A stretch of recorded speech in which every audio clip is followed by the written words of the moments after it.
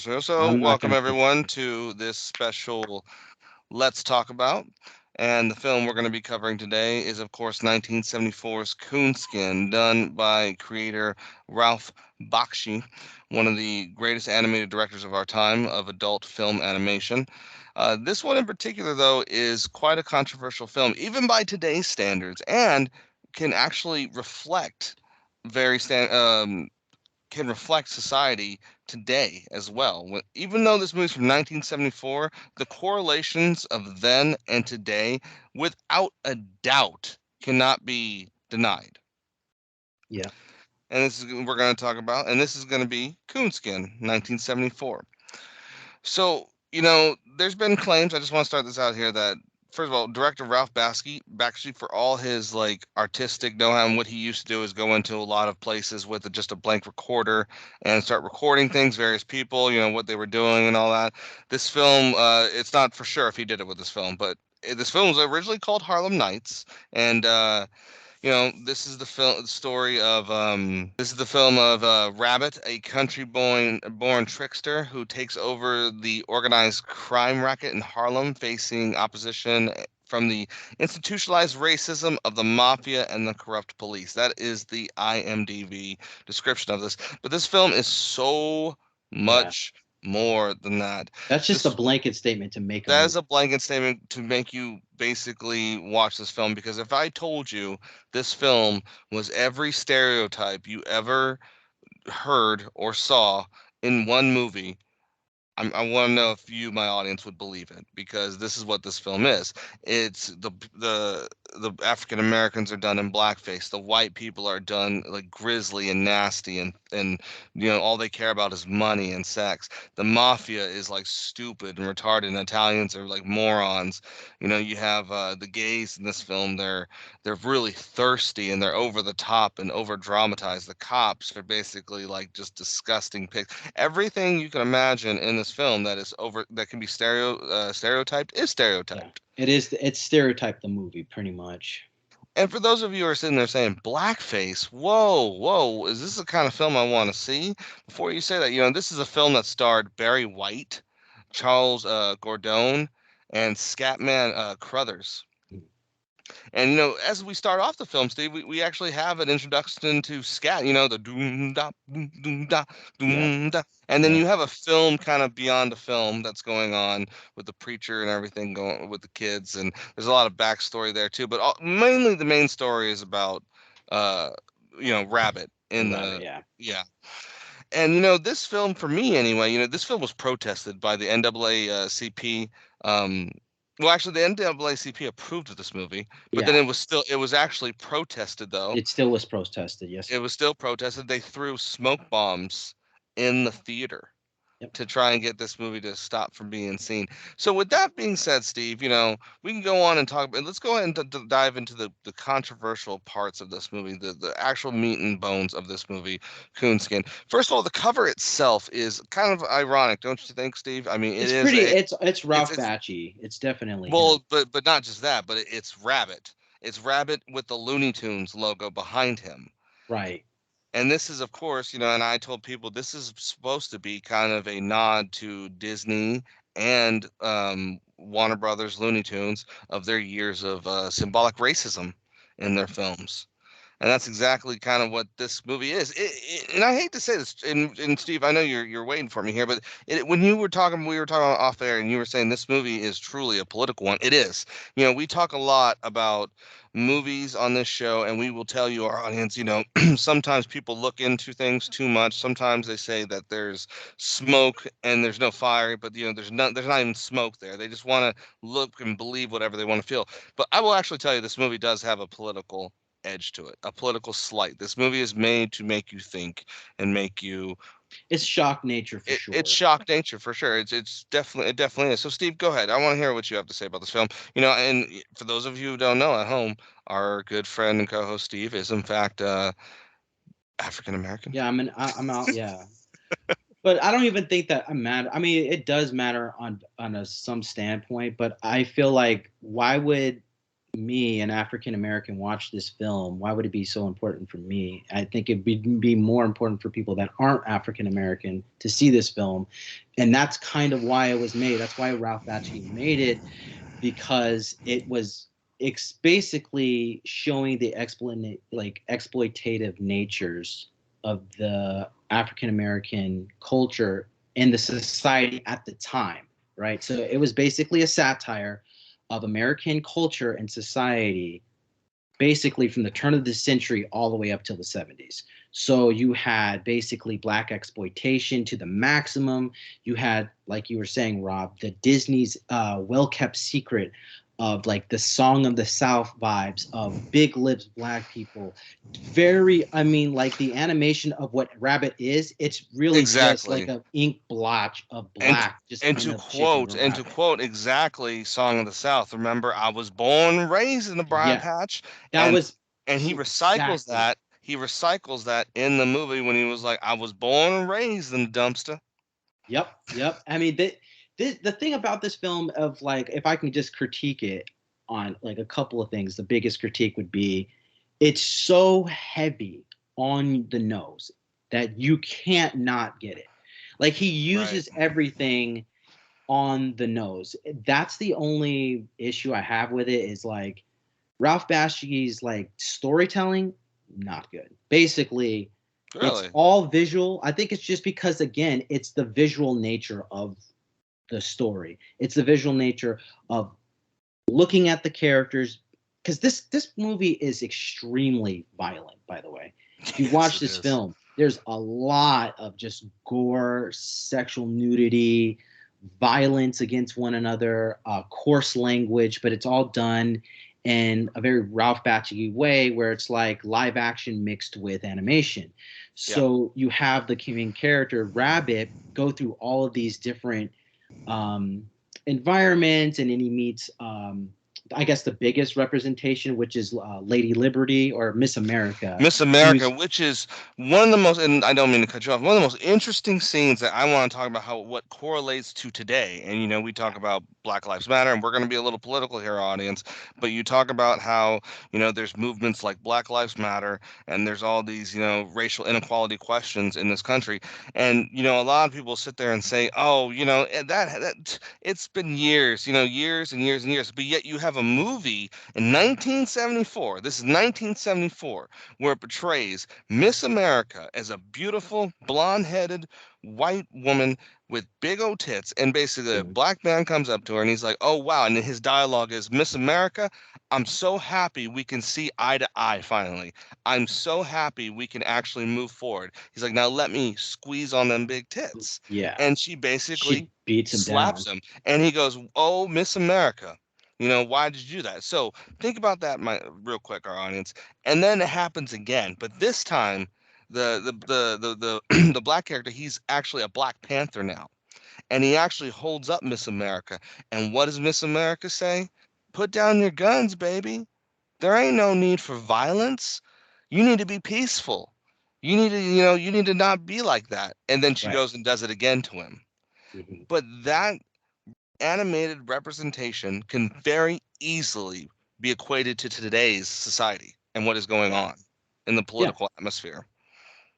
No, dude, 100%. I mean, that's what we're saying is, like, just looking at that character, Miss America, and hearing her dialogue. Like, is that like one of her only dialogue she has in the Right. Yeah. movie? I think she's that, because other than that, she's just beating down Rabbit, right? And the Hmm. thing about it, do we really need to explain it? If you need any representation of what that is, it's symbolic to how obviously America has treated African Americans Right. since they came to the country. So, and it's very, very symbolic, like Rob is saying, of the current climate of how what African Americans are feeling, but also how they go about the world. Because it's not just his interaction with Miss America, but it's also his interactions with everybody that he meets. Especially one of the more telling scenes that I think is the intermission scene. Do you know what I mean? The, Yeah. the the scene where they're kind of like, it's like live action of people like in a, are they like, I forget where they're at. They're like in a, I think, a barbershop or something like that. Yeah, And then and they're like he talking. has, yeah, they're talking. He has this dialogue, but pretty much just because the whole movie, by the way, is Rabbit's whole dialogue is him speaking in 70s jive. So Yeah, he's going like, "We's a going to," was just like broken English, not really making any sense. Even when he's trying to like articulate what he's trying to say, he's not making any sense. He's just, it's all for show.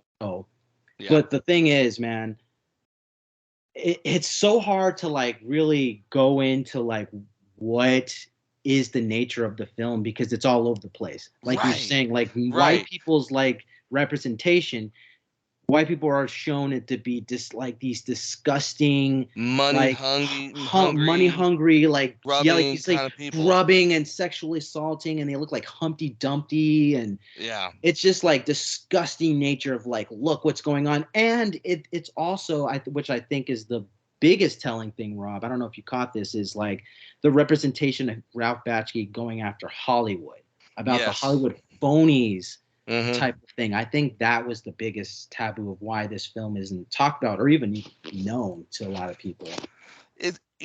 I'm glad you dropped that point because I think the reason this film honestly is not known, and I want to also point out Al Sharpton was the one that actually, the Al Sharpton that you see on MSNBC was the one that actually helped protest this movie. Um, I just think that, it's so over the top, as you were saying, and it's so in your face. It's almost when you watch this film like, whoa, is it okay to like this movie? Is it okay to understand it because it's so in your face? It's almost like Cannibal Holocaust, as I hate to always chime back to that movie where it's just so in your face, the gore, the animal killings that you don't even get past you don't even think about the plot. You're like, But listen to whoa, both of those titles of those films, Cannibal Holocaust and Coonskin. Those Coonskin, aren't like household name movies. Those right, are like, you know what you're going to get into by watching both of those movies. So right. they both have telling messages to both of them. And in this case, the whole thing about this Coonskin is exactly what Rob is saying. Should you be watching this film? It's like, I guarantee you, you can be like, oh, no film bothers me. And you'll watch this film and probably be like, I felt a little uneasy, like Yeah. looking at this. Should I even be Even watching this? Right, even though Ralph, actually was going for the whole like, trying to show everyone in their most stereotypical form, it's still as you watch it, it made me even kind of like, I'm like, I understand he's trying to like prove a point, but here it does come off as uncomfortable with some of the stereotypes that are Yeah. portrayed because it's like, wow, you don't really see that, or you don't really say that, or you don't say that kind of thing out loud about each other. But there are also stereotypes that, in a way, Steve, kind of, I hate to say it, that they're almost they're universally true to the other races. You know what I mean? Because that Yeah. this is how they see each other. Even in his earlier work, like when he did Fritz the Cat, the crows, the crows, Yes. the I was crows. thinking that too. I was thinking Yeah, the crows. that's Yep. exactly how it is. But it's so easy for people to forget and this is what this film is here to do, and that's why I think it's so important of a film to talk about, is because this is a film, and to me, when I see it, and I tell people, this is the underlying undertones of a lot of history of racism in America, and I mean that through Disney. Through Hollywood, through Looney Tunes, like you said, all that forgotten like history that they don't want to talk about, it is in your face in this movie to say, hey, that existed. Don't sit here and let's Yeah. not talk about that. That wasn't a thing. Song of the South was a thing. And it was something that was shown, not to cut you off, Rob, but like, you're so right. It's like, for people that are uncomfortable with that, it's like, were you uncomfortable seeing Song of the South, or were you uncomfortable seeing some of the earlier Looney Tune skits that right, had the exactly. same type of thing like this? This animation is basically a parody, but a very close one to what Disney used to do. They used to have characters just like this. There was a whole cartoon, Remember the the Dumbo Betty Crows? Dumble Crows. There's the old Betty Boop cartoons as well. There was a lot of the same exact things, but it was Bugs Bunny as bug. a black man Sam. Remember the one where he was a Southerner and he's like, "Oh, Master, don't beat me, Master, don't beat me, Master, don't." Yeah, That I was mean, just that was one episode.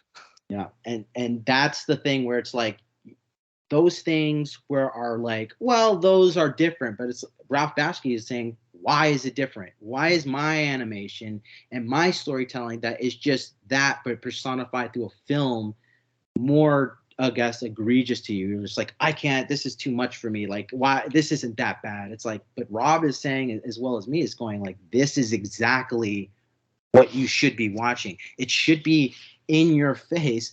Not to harken back on a movie that we talked about, but Clockwork Orange, Rob, with the whole like, Right. we're going to dissertate you, basically going, pry your eyelids open, look at what's happening. Is this making you uncomfortable? Yes. Good. It should. Good. It You should. know what I mean? Change is not going to feel good. You have to look at what's happening, address it, right? Acknowledge that it's happening, and go from there. But you have to go through that, like, oh man, this is disgusting. I mean, and this isn't just like Rob was saying, it's not about African Americans. Like, again, Everybody. white people, like the mafia, the The Jews are the Jews, yeah, everybody. everybody's getting hit on this film.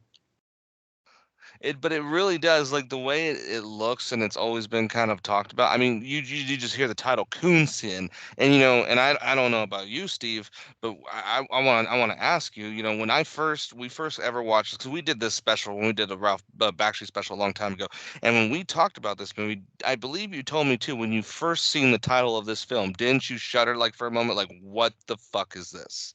When I first Why? heard it, Yeah, yeah, like well, what I kind of was just movie like, is who this? made this? Like, that's what I was saying. Like, what? Like, what is this film and who made it? Right? Right.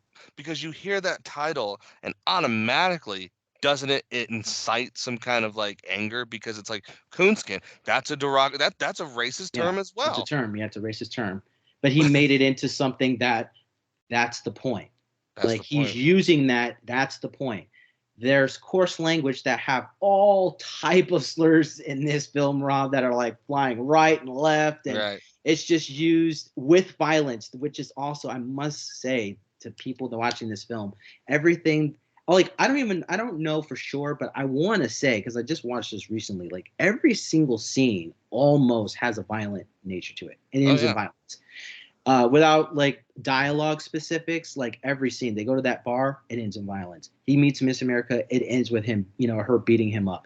Like, there's guns, there's nudity and Stabbing. sex and stabbing and blood, and again, it's all done with like jazz music usually playing around, with people dancing and like minding their own business while this stuff is happening. So it's very coarse and in your face. But I wanted to know, Rob, and ask you this: you watching Coonskin for the very first time and you going like, "What? This exists? I gotta watch this." What did you feel like when you ended watching this film? Genius. Like genius. Because for me, it's like watching own it. I want people to own. And I say this even in politics too. If you're gonna have certain beliefs about others and stuff, don't beat around the bush about it. Own it. And that's kind of what this film really does. It really sits there and says, own the stereotypes that are talked about nowadays. You may not know them, you may not like them, you may not even care that they exist, but own them and watch them and see what that when you take off that veil of this golden age of this golden America could do no wrong, American exceptionalism, America equality. Underneath it all, that's what this film is. It's when you Yeah, take off that underneath it all, it's like this is what was really talked about, this is that's really underneath. These are actually how we kind of see each other in a horrific way, yeah, and some people don't definitely. care.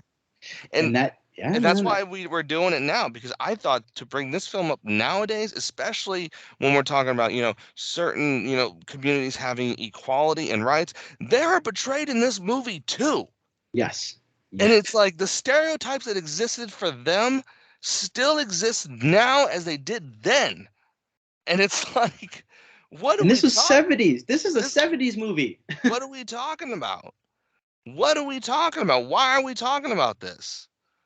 And I think that's really why this film to me is the one of the most controversial, one of the best films to ever be created. I love Ralph Bakshi's work. I've said that countless times. And this is one of those movies. He's even said this is one of his favorite films he ever did. He considered this film his best. I would And, agree. Just based off of the animation alone, if you're gonna go on that, like, well, stylistically, I don't know. It's like, yeah, I think this is better than Wizards as far as like the animation, Fritz the Cat, Cool World, anything he's ever done. I felt like this is the most clean and the one where he kind of was like, let him rip. You know what I Let mean? it I rip. want the Yeah. best animated people to do this film. This is going to be like his alma mater, pretty much, because he had a cult following Yeah. with the Lord of the Rings and stuff like that. But I felt like With this one, yeah, with Fritz the Cat, of course, and then he First also Cats did and Traffic, Heavy Traffic. Heavy Traffic, yeah. Was the other movie American Pop, which is American, actually yeah, American Pop, which is a very meaningful, very heartfelt animated movie about multiple different musicians trying to make it and how they didn't make it. But this is also kind of chimes back to their other work too. Where you see the rotoscope animation over real people, and then you also had him recording dialogue from actual people on the streets, which gives this movie a whole nother kind of feel to it, a realism feel. You know, I, as I said, if when I watch this film, and I don't, I actually can't recall what we rated it on our special for the Ralph Bakshi films. Going back and watch it, I don't know if I gave it this, but I would seriously still give this film a high 7.9. And I really think people should see it as an animated film, not just that, but even as um a historical marker into glimpse into American society at one point in time, and what Bakshi was trying to portray on screen. That is this film, and it's one of those films that you can talk about the bubblegum Marvel and Disney films forever, but this is a film that actually, to me, really matters. This is a film that really does need to be seen. Is this one, because this is a film that really shows something that can actually animate people negative and positively. definitely agree. Definitely agree. I would give this probably an 8, just because again, the 2 points go down for me just because of how the story is not really a story. It's just a movie about satires and political society representation. It really isn't talked about too much, like what's going on. It's just, again, it's a shock and awe film, and it's supposed to get the people uh, basically talking and understanding, right? You're supposed to be shocked, you're supposed to be disgusted on some point, you're supposed to have questions that you don't have the answers to, because this But is Steve, is you for said those it people. best. You said it right there, and I don't want to cut you off because I don't think you were getting. I'm sorry if you were getting that moment, but overall, as an audience, as a viewer, you should understand after watching this film. That is the Yes. biggest takeaway that you will have watching. You should understand at least a little bit Yeah. of the prejudice that exists in the United States of America. At least questions. You shouldn't go through it. There's a problem, I think, if you watch this film and you're still stuck on like, I just think it was just too grotesque, or I think it was just too violent. It's like you missed the entire point of the film. Right. I don't know how you can, when it's so on the nose, in your face. Like, it doesn't get any like crazier than this, Rob. And Doesn't get any and raw, more and raw. and this is, I think this is why I respect Ralph Bakshi more than like somebody like a Walt Disney, just because he put his entire career on the line, and his career Right. was never the same Right. after Coonskin. I don't care what anybody says about what happened I'm to his so glad you films. brought that up, Steve, because people don't Nothing even was the same. realize that this hurt him in a lot of This ways. hurt him. A lot of people were like, "No, we're not going to produce a movie from the guy who made Coonskin. Are you kidding me?" Yup. This was literally kind of like him standing up on the podium, raising his fist in the animated Olympics, man, of expression. And I know that was deep, but it is true. That is But it's really, so true, though, Rob. He was really kind of what buried, even happened. though we just talked about his films. What other films after Coonskin, other than, I think the only one I can remember was American Pop that I saw, but I never really saw a bunch of his other ones. He had Well, Cool and the Crazy. I didn't really, that wasn't talked about. There was another one. He had a lot of other He had movies a that lot came of out other. after that, but here's where you're right on that, Steve, because you're wrong on the movies that came out afterwards, because he did have success with that. Like Fritz the Cat was bought out after that. He did the Lord of the Rings, he did Wizards after Coonskin, he did Cool World, which was his last, Fire and Ice. But what was interesting about all those though is if a lot of you are sitting there saying, well, I never heard of wizards. I never heard of Fire and Ice.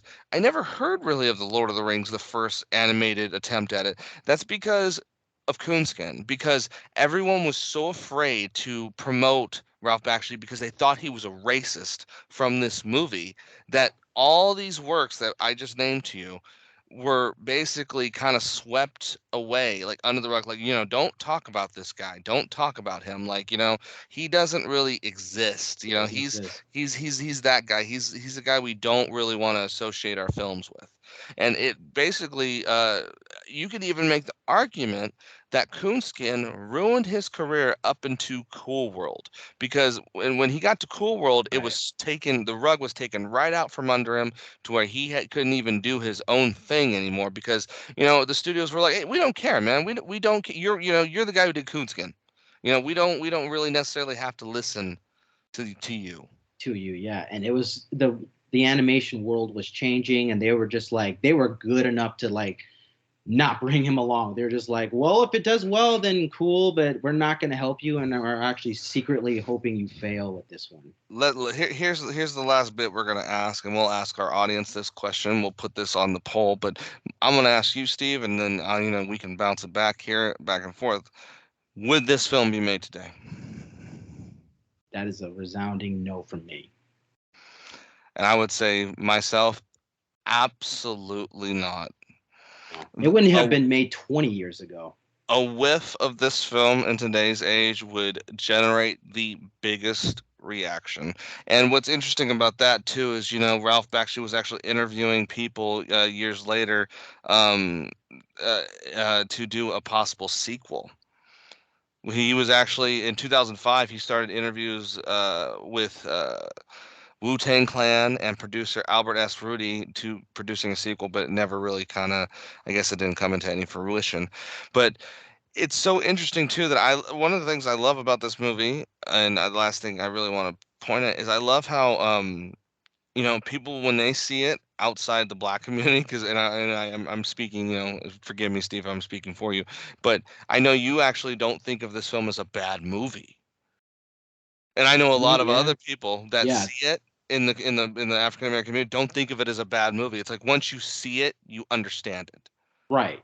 Yeah, But no, and those I who think don't there want are to see it, people like that Al actually think Sharpton, that don't even want to look at it, they're the bad ones that movie. are like they won't even give it a Bad chance. movie. And just Bad like I movie. said, Rob, I think it's just the title alone is so like unappealing. You know what I mean? It's and I still think there are people that are within the African American community that I will say, and I do publicly know this, that they have seen this film and they're like, I just thought it was disgusting. I didn't like, Yeah. you know what I mean? I didn't like it, but they understood it, but they didn't like it. But I understand why, and I think it's just because of again how Ralph Bakshi told the thing. But I look past all of that because it isn't really about that. Like me and Rob are saying, we're getting into the meat and the muscle of the film, which is the actual stereotypes and the nature of what And the American political society is. atmosphere that he's trying to portray here. Right, yeah, like, and that's the thing, Rob, where it's like, no wonder something like this couldn't be made ever again. And I think, Absolutely not. dude, I don't even think people can. I mean, you don't see clips of this film anywhere. You don't see gifs of No. it. You're not going to see. You don't hear any young person looking for Coonskin the movie. You're not. You're never going to. People are Right. going to bury this and be like, "Yeah, who's that?" Like, you don't even know who Ralph Bakshi is. Probably, and most people, they're like, "Who's that guy?" Or we're gonna look him up. We listened to the podcast and oh, he did all these films. That's pretty cool. And then you're gonna look at this one and probably go, I'll skip that one, but I'll Right. watch Lord of the Rings and Cool Right. World, Brad Pitt, cool. Wizards, that's pretty cool. That's getting a cult following. The other ones that aren't is Coonskin and Fritz the Cat and some point Fire and Ice, but it's just so terrible that a guy like him who's got so much imagination and is so raw, and like Rob is saying, he's standing on his soapbox going like, this film matters in a way, don't bury this. And Right. they basically proved his point by doing so congratulations to him. Well, a, that's been this episode of Let's Talk About, and that has been Coonskin, aka Harlem Nights. And this has been your host, Rob, with his co host, Steve, Yo. saying, have a good night, everybody, and we'll catch you on the flip side.